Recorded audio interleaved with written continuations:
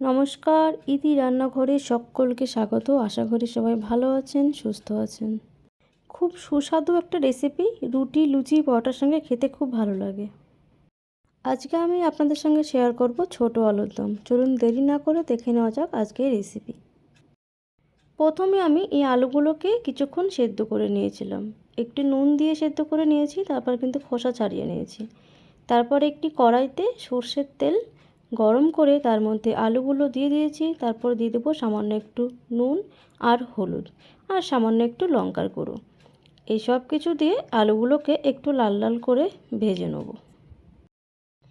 এই ছোট আলুর খোসা ছাড়াতে একটু অসুবিধা হলেও খেতে কিন্তু খুব ভালো লাগে। একদিকে আলুগুলোকে আমি ভেজে নেব, অন্যদিকে আদা, রসুন আর কাঁচা লঙ্কার পেস্ট করে নিয়েছি।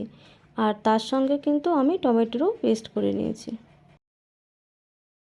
রান্নার শুরুতেই আলুগুলোকে যদি এরকমভাবে ভেজে নেওয়া হয় তাহলে কিন্তু আলুর দমের কালারটাও সুন্দর হয় আর আলুর ভিতরে কিন্তু নুন যায়।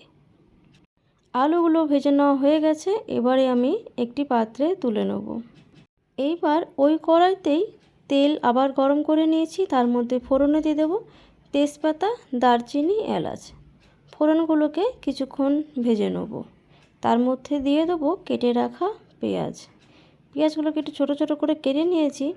এবার ভালো করে একটু নেড়ে চেড়ে দেবো। হিটটাকে লো টু মিডিয়ামে রেখে পেঁয়াজগুলোকে কিন্তু একটু বাদামি কালার করে ভেজে নিয়েছি। এরপরে এর মধ্যে দিয়ে দেবো আদা, রসুন, কাঁচা লঙ্কার পেস্ট দেওয়ার পর এবার কিন্তু মশলাগুলোকে খুব ভালো করে কষিয়ে নিতে হবে। হিটটাকে একদম লোতে রেখে আমি কিন্তু মশলাগুলোকে খুব ভালো করে কষিয়ে নিচ্ছি। আদা রসুনের গন্ধ যতক্ষণ না যাবে ততক্ষণ কিন্তু মশলাগুলোকে এরকমভাবে কন্টিনিউ কষিয়ে যেতে হবে। তার মধ্যে দিয়ে দেবো ধনে গুঁড়ো, তারপর দিয়ে দেবো জিরে গুঁড়ো আর সামান্য হলুদ। এরপর দিয়ে দেবো স্বাদ মতো নুন আর সামান্য একটু চিনি। এই সব কিছুকে আবারও কিন্তু ভালো করে মিশিয়ে নিয়ে বেশ কিছুক্ষণ কষিয়ে নেব। মশলা থেকে যতক্ষণ না তেল ছাড়বে ততক্ষণ কিন্তু মশলাগুলোকে একই রকমভাবে কষিয়ে নেব। 5 থেকে 6 মিনিট আমি কিন্তু একই রকমভাবে মশলাগুলোকে কষিয়ে নিয়েছি। এবারে দেখুন মশলা থেকে তেল ছেড়ে দিয়েছে। এরপর দিয়ে দেবো পেস্ট করে রাখা টমেটো। 6 থেকে 7 মিনিট মশলাগুলোকে আমি খুব ভালো করে কিন্তু কষিয়ে নেব। যে কোনো রান্নাতে যত বেশি মশলা কষানো হবে রান্নার স্বাদ কিন্তু ততটাই বাড়ে। গ্যাস বা ইন্ডাকশনের হিটটাকে কমিয়ে দিয়ে মশলাগুলোকে কিন্তু খুব ভালো করে কষিয়ে নিতে হবে আর কন্টিনিউ নেড়েচেড়ে দিতে হবে, না হলে কিন্তু মশলাগুলো কড়াইতে লেগে যাবে। এরপর দিয়ে দেবো রেড চিলি পাউডার।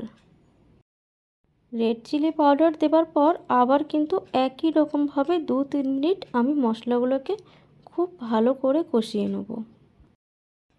এইভাবে কন্টিনিউ কষিয়ে নেবার পর মশলার কালার কিন্তু অনেকটা চেঞ্জ হয়ে এসেছে, তেলও ছেড়ে দিয়েছে। এবারে দিয়ে দেবো সামান্য একটু জল। টমেটো পেস্ট করে রাখার পর ওই মিক্সির বাটিতেই আমি একটুখানি জল দিয়ে মশলার মধ্যে দিয়ে দিয়েছিলাম।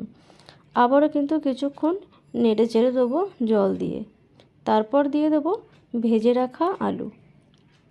আলুগুলোকে দিয়ে খুব ভালো করে নেড়ে চেড়ে দিতে হবে যেন সম্পূর্ণ মশলা পুরো আলুর মধ্যে খুব ভালো করে মিশে যায়। এই সময় তাড়াহুড়ো করার একদমই দরকার নেই। মশলার মধ্যে আলুগুলোকে খুব ভালো করে কিন্তু কষিয়ে নিতে হবে। আমি কিন্তু এখানে 7 থেকে 8 মিনিট আলুগুলোকে খুব ভালো করে কষিয়ে নিয়েছি। এরপর দিয়ে দেবো জল। আপনারা আপনাদের পরিমাণ মতো একটু জল ব্যবহার করবেন। জল দেওয়ার পর এবারে কিন্তু আবারও আমি একটু নেড়ে চেড়ে দেবো। গরম গরম রুটি বা লুচির সঙ্গে যদি থাকে এই আলুর দম তাহলে খাবারের স্বাদ কিন্তু দ্বিগুণ বেড়ে যাবে। আমি কিন্তু এখানে খুব বেশি জল ব্যবহার করিনি, একদমই অল্প জল ব্যবহার করেছি। এবারে আমি ঢাকা দিয়ে দেবো 7 থেকে 8 মিনিটের জন্য। 7 থেকে 8 মিনিট পর ঢাকাটা তুলে নেব। এখানে দেখুন অল্প কিছুটা জল কিন্তু কমে গেছে। আর আমি কিন্তু এরকম ঝোল ঝোল রেখে দেবো, কেননা আলুর দম বা আলুর যে কোনো তরকারি রান্না করার সময় ঝোল রেখে দিলেও কিন্তু সেই ঝোলটা অনেকটা শুকিয়ে যায়। যেহেতু আলুতে ঝোল টেনে নেয়, তার জন্য কিন্তু আমি এরকম একটু পাতলা পাতলা গ্রেভি রেখে দেবো। এরপর দিয়ে দেবো গরম মশলা। গরম মশলা দিয়ে কিছুক্ষণ নেড়ে চেড়ে দেবো যেন পুরো মশলাটা সম্পূর্ণ গ্রেভির মধ্যে ভালো করে মিশে যায়। গরম মশলা দেবার পর আমি কিন্তু এখানে 1 থেকে 2 মিনিটের জন্য আমি ঢাকা দিয়ে দিয়েছিলাম। ঢাকা তুলে দিয়ে দেবো কুচনো ধনেপাতা। ধনেপাতা দিয়ে নামিয়ে নেব। পরিবেশন করার জন্য ছোট আলুর দম রেডি।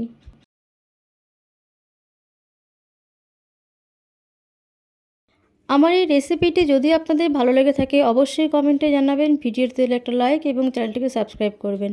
ধন্যবাদ, সবাই ভালো থাকবেন, সুস্থ থাকবেন। আবার আসবো অন্য একটি ভিডিও নিয়ে।